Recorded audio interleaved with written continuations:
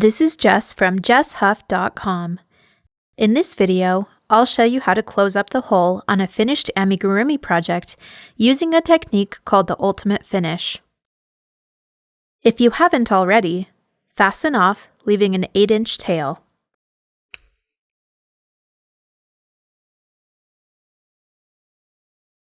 Next, insert the end of the tail through a yarn needle.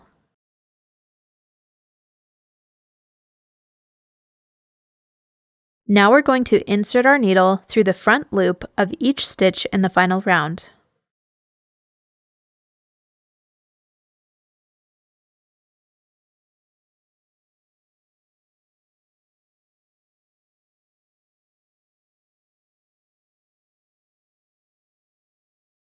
Pull the tail as tight as you can without breaking the strand of yarn.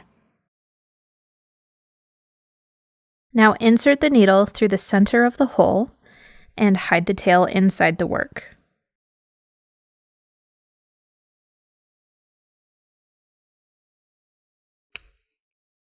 That's all there is to it. If you found this video helpful, please hit the thumbs up button. Be sure to subscribe to my channel so you'll be notified about my future crochet tutorials. Thanks for watching!